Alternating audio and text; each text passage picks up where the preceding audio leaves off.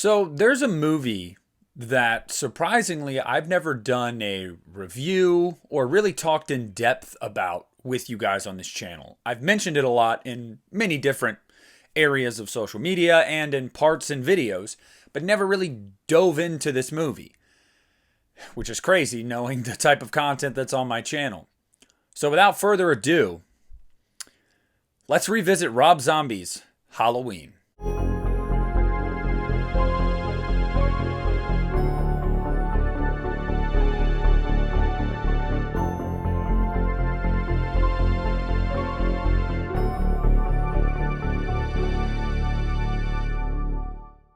Hey, what's up guys? It's Nick at the Lost River Drive-In, and today we are going to be revisiting Rob Zombie's Halloween. I realized that when I started my YouTube channel over a decade ago, I had started with my Halloween collection and reviews, and never finished the reviews. So I told myself, well, I'm going to update anyway, and I'm going to revisit each one of these movies on the channel. I'm not going to go in any particular order. I'm going to go in an order that, for me, is just what is top of mind that day. And today, it's Rob Zombie's 2007, totally not divisive, Halloween. Halloween was a movie that was bound to be remade. The remake craze had really begun. It was kicking into full gear. So with his remake, Rob Zombie wanted to give us the origins of Michael Myers. In the original Halloween, all we were led on to know about Michael Myers' childhood is that it was fairly normal, looked fairly normal. His parents were present, and he just snapped for no reason. In this movie, Rob Zombie went the route of Michael Myers is a bullied and abused kid that snaps under the pressure of everything going on around him and takes it out on everyone. Interesting new take. Necessary or not, we'll talk about it. First and foremost, for Rob Zombie's beginning portion of his movie, I love the cinematography and I love the soundtrack. Obviously, God of Thunder with Kiss, updated Tyler Bates score is just fantastic. I really like Dave Fairch as young Michael Myers. I think he has an angelic, yet also kind of just creepy little kid vibe about him that I think works really well. You get the dude from, what's his name, Junie from Spy Kids in here, and he's like the worst bully I've ever seen in my life. And I mean that as like he's horrible. The type of shit he says to Michael Myers is like, dude, who raised you? Or did anyone raise you? It's awful. Malcolm McDowell with the shaggy hair as Dr. Samuel Loomis is great. He's fantastic throughout this movie. And, of course, Sherry Moon Zombie as Deborah Myers. I like Sherry Moon in this movie. I think this is one of her better performances. I really do, if not her best. Then you've got a spattering of characters that, Rob uses throughout all of his movies, these actors. And basically, you get a little bit of the look inside their family with this very, very hard to watch breakfast scene that is like no breakfast scene I've ever seen in my life. I don't think a normal family has a scene like this, in the morning, but whatever. Michael goes to school, Michael gets bullied, and after school, that's when the switch flips and he starts to kill people. These kills at the beginning of the movie let you know what type of movie you're in for. Whether it's the log beating Junie over the head, or just everywhere on his body, whether it's slitting Ronnie's throat, whether it's beating Judith's boyfriend with a baseball bat, to the ultimate kill of this entire sequence, in my opinion, which is Judith. Because, yes, it's kind of goofy that he has the big mask on his tiny body. Like, you're kind of like, but the shape stalks is playing, and he's coming down this hallway, and the mask looks mean. She's bleeding out and screaming and crying, and it's very effective. With the shaky cam, too, I really love how Rob Zombie handled this scene, and really just this whole, scene of terror and murder. I think it works well. The problem with the first act of the movie is the dialogue. And pretty much anybody, whether you're a Rob Zombie fan or not, agrees that he needs some help with his dialogue at times. It's just not believable. Normal people don't speak like this, let alone a family at breakfast. It's over the top. The bully, again, I said he's an asshole. He is, but he's saying some things I've never heard a bully say. Not saying they don't exist, but I'm just saying there are instances throughout this opening that just really let you know, man, Rob, tighter dialogue here, man. A little less cringe.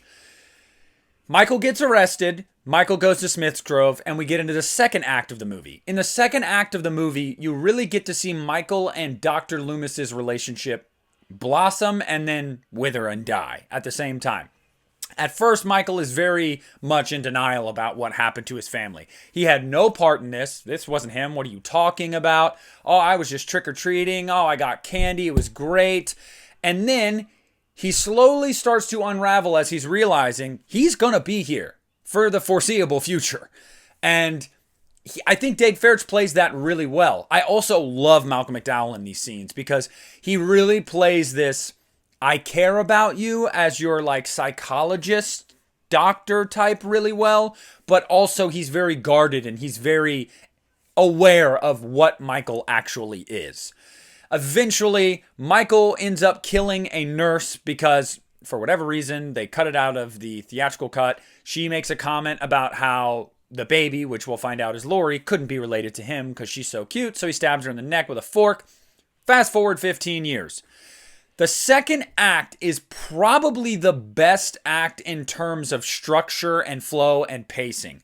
You get some great stuff with Danny Trejo, who's really nice to Michael, and they have a nice understanding and relationship, although you don't get much from Michael's end, but you could tell he respects him. It's shot really well. The setting is really nice. Whether it's the whites or the grays that they're using while in this mental institution, it really plays really nicely. So the second act, very strong. Cut to the third act of the film where Michael inevitably breaks out, goes back to Haddonfield to go on his rampage for his sister, Laurie Strode, and we pretty much get a not shot-for-shot remake of John Carpenter's Halloween, but it hits a lot of the same beats as Carpenter's Halloween up until the end credits. But there are a lot of nice additions in there and changes. First of all, with the cast, I love Scout Taylor Compton as Laurie Strode. Maybe that was because as a teenager, I had a huge crush on her and definitely still do.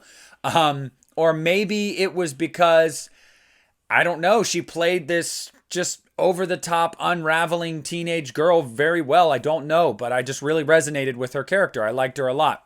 Danielle Harris as Annie Brackett is perfect casting. This woman was like 30 years old, and she played a 17-year-old, and she looked it. She was fantastic. You've got Brad Dourif as Sheriff Brackett, fantastic. Malcolm McDowell with the short hair, he's fantastic.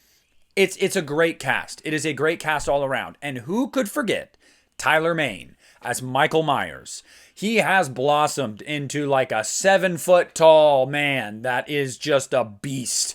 That forget the knife, forget the mask. This dude doesn't need anything. You would not want to cross this guy unless you're Joe Grizzly, which kudos to you, Joe Grizzly. I don't know why you would do that. I would never. That was suicide.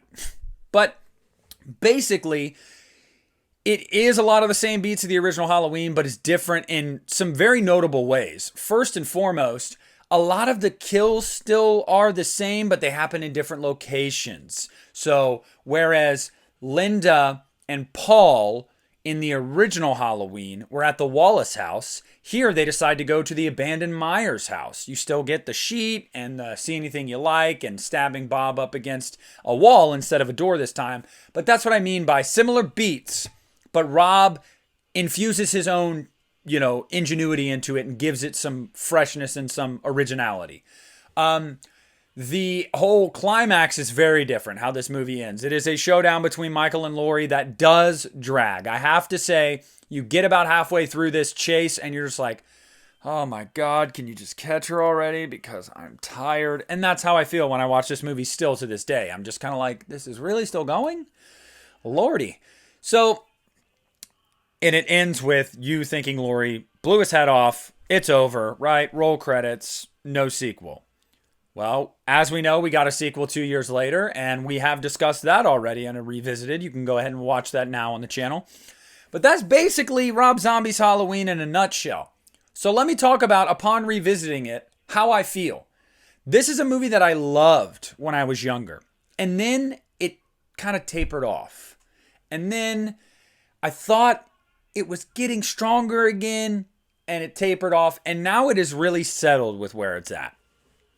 The first act of this movie has some god-awful dialogue. It's bad, okay? It's bad. I don't care if it doesn't bother someone or, it doesn't bother me. I just think it's so over the top and unbelievable. It's just bad. The third act of the movie is very briskly paced, but almost to the movie's detriment at times. It's very fast. You're not getting a lot of these development of characters, though you don't need to. It's a slasher movie, but I wouldn't mind it. The original Halloween did it. This is a remake. I wouldn't have minded it, but again, I digress there. The second act of the movie is probably the only act of this movie that structurally is very sound when it comes to pacing, when it comes to acting, all of it. It's just solid all around. There are two cuts of this movie when speaking of this movie. The theatrical cut is a different breakout. In the theatrical cut, Michael breaks through his chains and kills a bunch of guards and breaks out of Smith's Grove. My preferred cut. Because of that breakout. That's it. All the extra footage in the director's cut of the stalking scenes and everything, I love that stuff. But I hate the director's cut breakout, which is a assault of a woman at the hospital that leads to Michael Myers escaping. And it's just, again, it's a very Rob Zombie decision that you're just kind of like, but why? Again, that's the director's cut. So if you only saw the theatrical or you don't want to ever watch the director's cut, you can just get the theatrical version and hey, you're fine. Some of the acting in this movie is a little bad at times, or it leaves some to be desired. As much as I like Dig Fairch in the beginning of the movie and in the second act, there are spots throughout sprinkled in where he is definitely overacting or trying too hard. Maybe doesn't have the goods to sell it. I don't know what it is, but there's a few moments there. Again, Sherry Moon, I just don't think she can carry a film. I don't. She does great for a majority of this movie, but there's still a few things that she says and does that you're just kind of like, eh. There's a lot about this movie that's good. There's a lot about this movie that's bad. I think that going back and giving us that backstory of Michael Myers was completely unnecessary. It doesn't mean it can't be handled well, and it doesn't mean it can't come across well. It just means it's unnecessary. We never needed to see it. It definitely changes with the mythology of Michael Myers, changes the mythology of Michael Myers, and it's just kind of like at the end of the day, you go, did I gain anything from seeing that? Not really. The kills are top-notch. The gore is top-notch. The final act drags on in the last 10, 15 minutes. It really does drag to a point where you're just like, please mercifully end. So I guess my overall takeaway with Rob Zombie's Halloween is that it is one of the better horror remakes, I think, but it's not in the top tier. And it's not in the top tier because of some pacing issues, some acting issues, and some awful dialogue. Awful dialogue. Also, a compromised vision. The theatrical version wasn't the version that Rob Zombie wanted to put out. The director's cut was. The director's cut is fantastic, aside from a very Rob Zombie thing to do with the breakout scene, which is totally unnecessary, and I would really just appreciate it not being in my film. There are genres of film for that. They're called revenge movies. I'll spare the other word because YouTube might strike my video. I put that in those movies. That's a niche group. Like, I don't need to see that in my movie. And it almost makes Michael look like the good guy, and it's just weird. This is a movie that is clearly part Rob Zombie, part Dimension Films, the Weinstein Company, Trancas, whoever else, telling him what to do. Hey, I'm going to do my own thing. Yes, but you got to do this. You got to do that. This is a compromised vision from start to finish. It is not truly Rob Zombie's movie, and it shows throughout. The final product is not what Rob Zombie wanted to give us, and quite frankly, it's just okay. It is a mixed bag. When I revisit this movie, I don't look back on this movie and say this movie's terrible. It's not at all. I enjoy this movie. It's in the back half of my Halloween franchise ranking, yes, because it's very different, but it's not just the differences that separate it. It's just a mixed bag that feels like a compromised vision, and it's just, as I'm watching it, I just feel it. I can see it. I can feel it. And I just wish it didn't feel that way. I wish he would have had more autonomy to do whatever he wanted to do. Luckily, he got that with the next film, which I absolutely loved. But overall, Rob Zombie's Halloween is fun. It is enjoyable for the most part. There are some cringeworthy moments. There is a lot of cringeworthy dialogue. There's some Rob Zombie-isms that he loves to sprinkle in there. And I'm a fan of Rob Zombie, so don't come at me about that. I'm just saying he has some things he likes to stick to. But overall, it is a good time. If I were to rate Rob Zombie's Halloween out of 5 stars, I would give Rob Zombie's Halloween 2.5 out of 5 stars. It is an average movie, but an average horror movie is pretty good for a remake. It's not a bad movie. It's right in the middle for me. I don't mind rewatching this movie, except the ending drags forever. So thank you guys so much for watching this Rob Zombie's Halloween revisited review, whatever the hell you want to call it. Thank you so much. Please make sure to leave a like on the video, subscribe to the channel if you haven't already, go ahead and follow me on social media, and check out the You Need a Horror podcast over at Planet CHH. Again, I hope you guys enjoyed this. I can't wait to dive back into the Halloween franchise, movie by movie, and do a revisited. It's going to be fun. It's how I started my channel. I'm really looking forward to it. So thank you so much. Have a great night, and this is Nick at the Lost River Drive-In, pulling out.